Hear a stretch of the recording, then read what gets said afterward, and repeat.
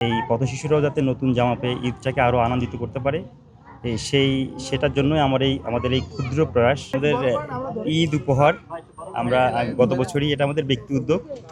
আমাদের তারেক রহমানের পক্ষ থেকে আমরা পথশিশুদের মাঝে এবং যারা ছিন্নমূল মানুষ আছে এদের মাঝে আমরা ঈদ উপহার বিতরণ করেছি। এটা আসলে আমরা রাজনৈতিক কর্মী, রাজনৈতিকভাবে আমরা অনেক কাজ করি, কিন্তু এটা সম্পূর্ণ ব্যক্তি উদ্যোগ এবং আমাদের ভালো লাগা থেকে এটা করা যে ঈদের আগে সবাই নতুন জামা পরে এই পথশিশুরাও যাতে নতুন জামা পেয়ে ঈদটাকে আরও আনন্দিত করতে পারে সেটার জন্যই আমাদের এই ক্ষুদ্র প্রয়াস।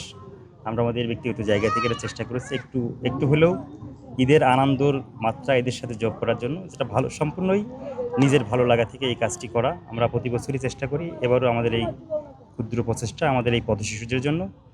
আর আমাদের যিনি সাংগঠনিক অভিভাবক তারেক রহমান কিন্তু একটি কথা বলেন যে একটু চেষ্টা একটু উদ্যোগ এনে দেবে সচ্ছলতা, দেশে আসবে স্বনির্ভরতা।